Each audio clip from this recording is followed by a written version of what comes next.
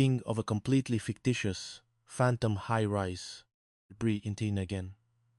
Pippa had already given her opinion of living with others for so long.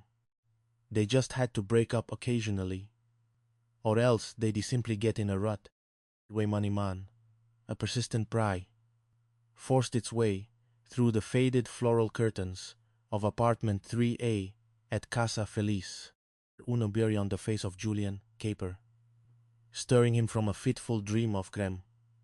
Brioi, bray, lay, catch, cair, fire, followed by a surreal sequence where he wrestled a sentient brioche that stubbornly refused to rise. Wonanon, offer kun harnbijs, of finchning wanakond. Attempting to harmonize with an uncooked croissant, Julian rolled onto his back. Gondi get him traumatized. Sun-drenched, yet eternally precarious existence shared with Flora Greenleaf and Pixie Stardust. He's in the heart of Azure Cove. Gilly Kamomatais. Casa Feliz was an architectural for happy house, a relic of Motinchin Jaime's Spanish revival design whose grand intentions had long ago yielded to the indifferent embrace of time, salty coastal humidity, and the occasional earthquake tremor. Ontlis lies, tronitais. Its stucco, Crispiditerranean, white, now sported a mosaic of peeling paint, like a sunburned dignitary, attempting to retain an air of effortless charm despite glaring imperfections. Originally intended to evoke old-world elegance, perpetually elegist. Perpetually shed flecks of rust onto fuddy-cracked tile walkways, offering tiny, orange declarations of entropy, inbonmatized. The plumbing system, a complex network of aging copper and mysterious bends, sang mournful dirges and offered impromptu geysers, each note a poignant reminder of past tenants' frantic repair attempts.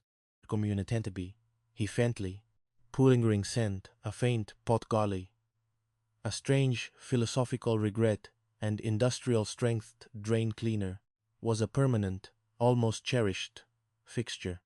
Witting yet, despite its numerous structurally challenges, Casa Feliz clung stubbornly to its prime location, in Traumatize. Perched on a charming, if slightly neglected, corner in Azure Cove, the building breathed in the fresh, salty sea air that battled daily with the aromatic tendrils wafting from sidewalk cafes. Offie, faintly. Twide, Julian suspected. Sometimes, the most potent fragrance, particular corner of the world emanated directly from his own apartment, usually a promising note of sizzling onions and fresh herbs that occasionally culminated in the acrid, panicked burn of a smoke detector's protest, adventurous culinary experiment.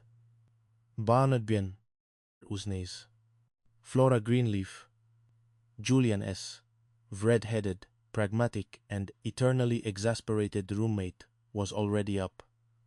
The kitchen, a miniature war zone of yesterday's crumbs, today, sambichens and hesbichens, and a perpetual dusting of glitter courtesy of Pixie, hummed with Flora S. brisk movements, over dinlicent mintes.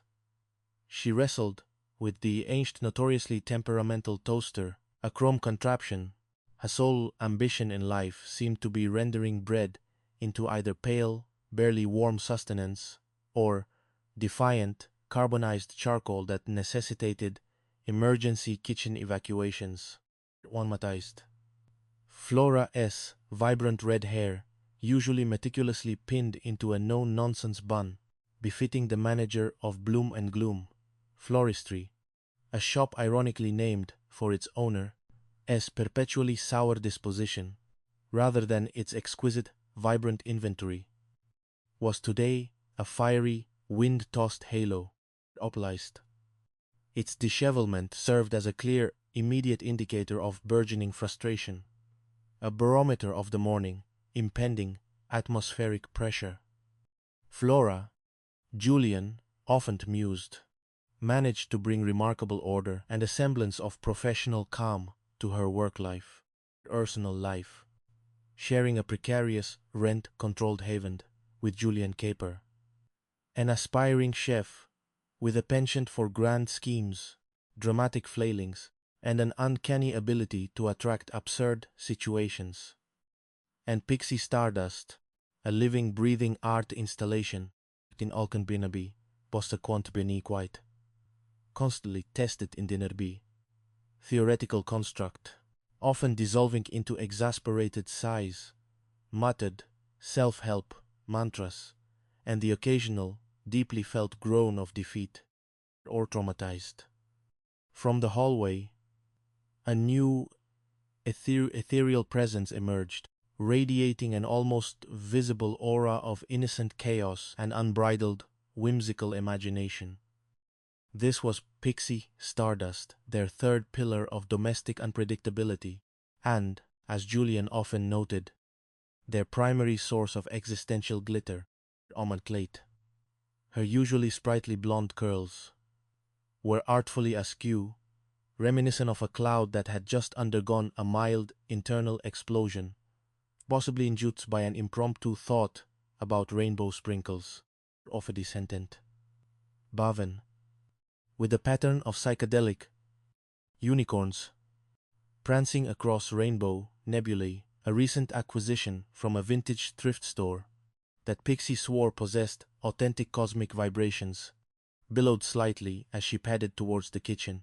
Omblan, offatized, deconatized, was an enigma, wrapped in an abstract expressionist painting, with occasional splashes of glitter, umlicinade, binortinase, galizili, glade, galactic glay, and experiments art gallery, renowned for pieces that mostly resembled highly expensive blobs, glitter spills that somehow sold for thousands, or installations of found objects that defied immediate categorization, rated on a parallel frequency to the rest of humanity, only supreme for others, where logic, Newtonian physics, and the simple understanding of toaster functions, Pixie floated on a cloud of imaginative interpretations, whimsical associations, and a fundamental, often endearing, misunderstanding of causality,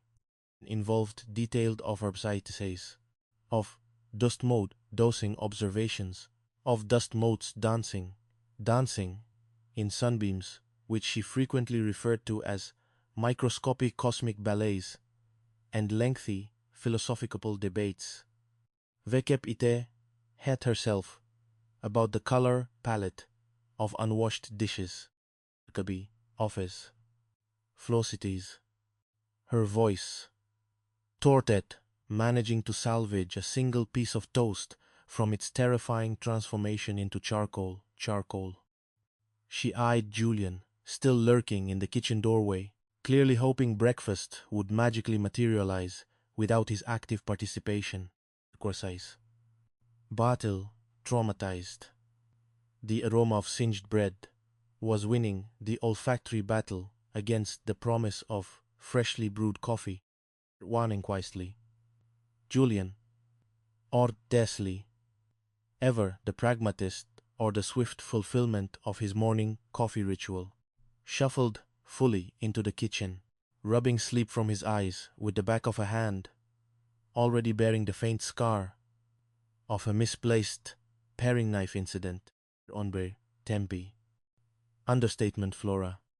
My brain, it seems, spent the night attempting to choreograph a ballet for disenchanted soufflés, then ran a culinary marathon without any hydration, then hosted a surprise party for disgruntled whisks, all before the first bird tweet. Got coffee, country, florest. Strong enough to resurrect a stone gargoyle from 1,000 years of quiet contemplation. Required to be a gautut.